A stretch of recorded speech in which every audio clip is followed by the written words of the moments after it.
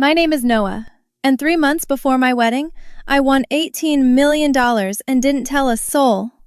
I was picking up coffee on my way to work when I checked the ticket in my wallet. I'd bought it 2 weeks earlier and forgotten about it. When those numbers matched, I stood in the parking lot for 20 minutes, just staring at my phone. Then I signed the back of that ticket, locked it in my apartment safe, and went to my shift at the medical supply company like nothing had changed.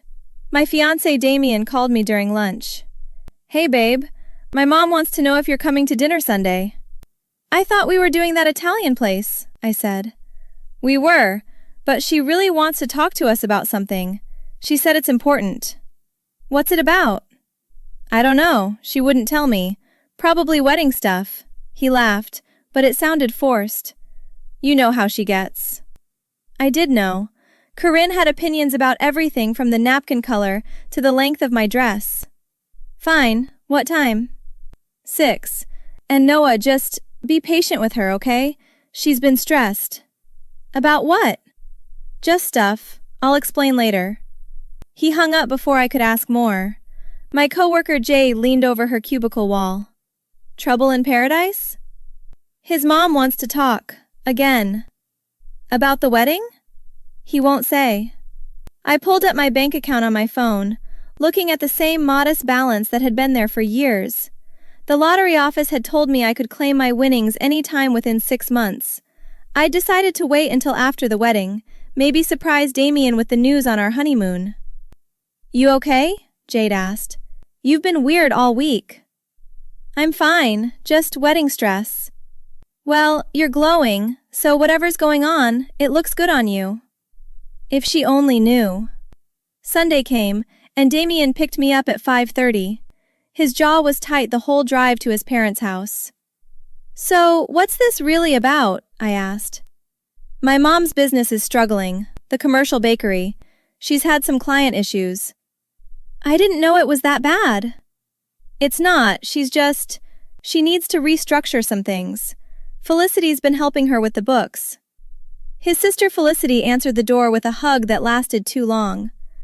"Noah, thank God you're here. Mom's been a nightmare all week." Corinne was in the kitchen, pulling a roast from the oven. "Noah, sweetheart, come sit down. Damien, pour the wine." We sat at the dining table, and Corinne folded her hands like she was about to deliver a eulogy. "I'm just going to be direct because we're family now. The bakery's in trouble, real trouble." "What kind of trouble?" I asked. "Equipment loans, supplier contracts, payroll. I expanded too fast last year, and now everything's coming due at once." She looked at me with red-rimmed eyes. "I need $120,000 to avoid bankruptcy." The room went silent except for the clock ticking on the wall. "Mom," Damien started.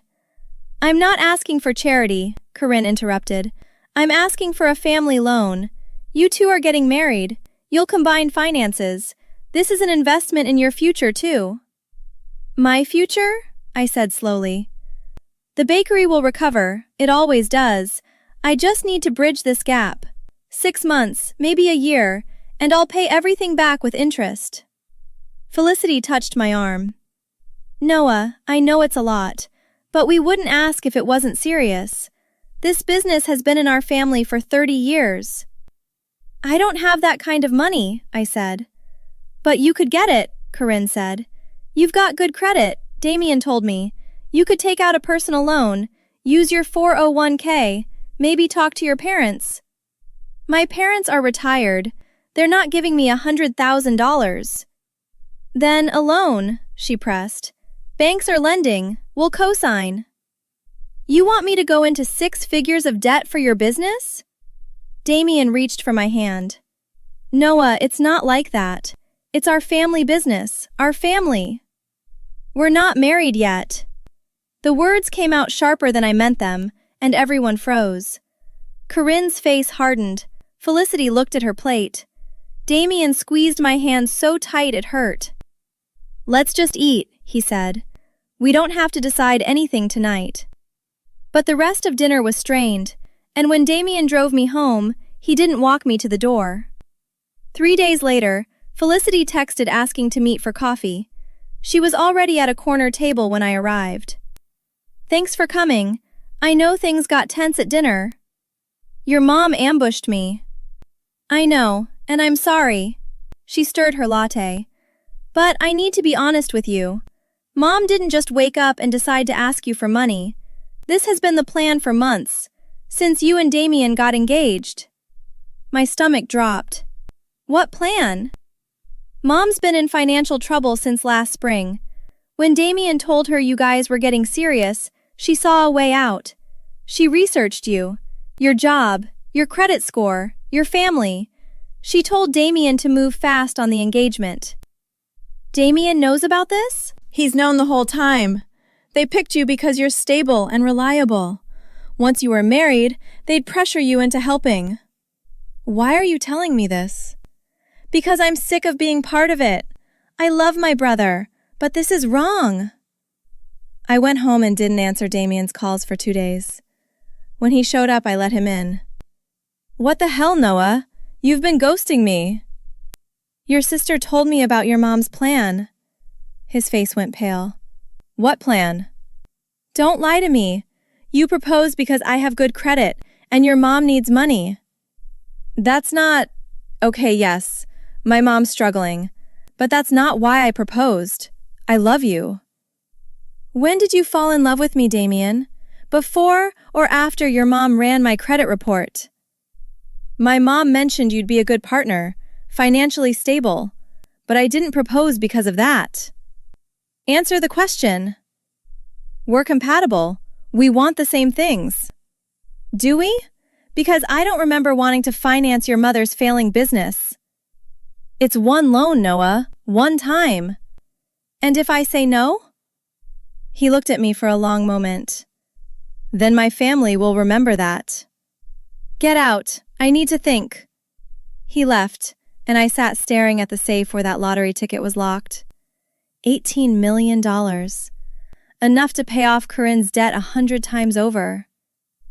The next morning, I called the lottery office and scheduled an appointment. Then I called a lawyer who specialized in asset protection. Her name was Rebecca Chen. So you won the lottery and your fiancé's family wants money, she said. Have you told anyone? No one. Good, keep it that way. We need to set up a trust immediately. I'm not marrying him. Smart woman. We can set up a trust to claim the winnings. Your money will be protected. We spent 2 hours going through options. A trust would claim under a generic name. I'd walk away from Damien without him ever knowing what he'd lost. One more thing, Rebecca said. Document everything. Save texts, emails, record conversations if it's legal. If this family is as manipulative as you say, you might need proof. I started recording everything that night. Damien showed up 2 days later with flowers and his mother. I opened the door with my phone recording in my pocket. Noah, sweetheart, Corinne started. We need to clear the air. I'm not interested. Just hear us out, Damien said. I let them in but didn't sit. Corinne perched on my couch. I owe you an apology. I came on too strong about the loan. I was stressed and desperate. You researched my credit score before your son proposed to me. Her smile faltered. Felicity told you that. She misunderstood. I looked into your background because I wanted to make sure Damien was making a good choice. Any mother would. Any mother would run a financial background check? I wanted to protect my son. From what? A woman who couldn't bail out your business? Damien stepped forward. Noah, this is getting out of hand. My mom made a mistake. She's apologizing. Can we move past this? So you can pressure me again in 6 months? There won't be a next crisis, Corinne said firmly. If you help me this one time, I swear I will never ask for another cent. And if I don't? She looked at Damien, then back at me. Then I'll lose everything. The bakery, my house, my reputation. And yes, Noah, my family will remember that you had the power to prevent it and chose not to. Mom, Damien warned. No, she needs to understand what's at stake. This isn't just about money. This is about whether she's actually committed to being part of this family. I'm not part of your family yet. Exactly, yet. So maybe you should think about whether you want to be. The threat hung in the air. Damien wouldn't look at me. Get out, I said quietly. Noah, come on. Both of you, get out. Corinne stood, smoothing her skirt. You're making a mistake. Damien is a good man from a good family. You won't find better. I'll take my chances. After they left, I listened to the recording.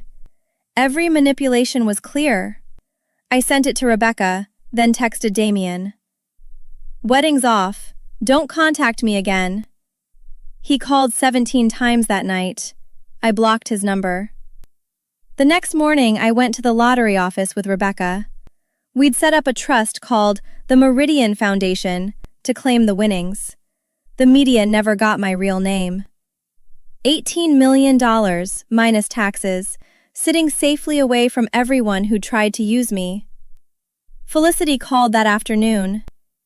Noah, I heard. Are you okay? I'm fine.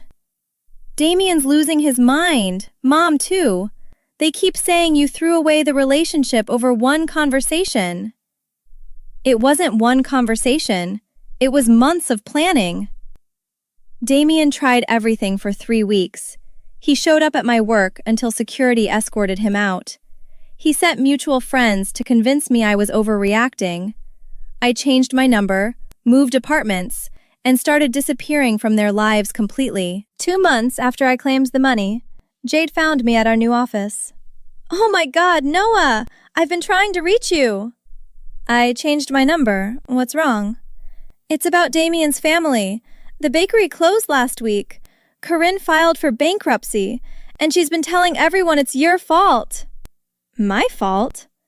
She's saying you had money to help and refused out of spite. She's posting on Facebook, calling your parents, contacting old friends. People are believing her. I went home and checked my blocked messages. Hundreds of them. Damien, Corinne, people I hadn't spoken to in years, all asking why I'd been so cruel. None of them knew about the $18 million in my account. Rebecca called the next day. I heard about the social media campaign. We can pursue defamation, but it'll be expensive in public. What other options do I have? Wait them out. Corinne's drowning and lashing out, but she's got bigger problems now. Like what? She's being sued by 3 former business partners for fraud.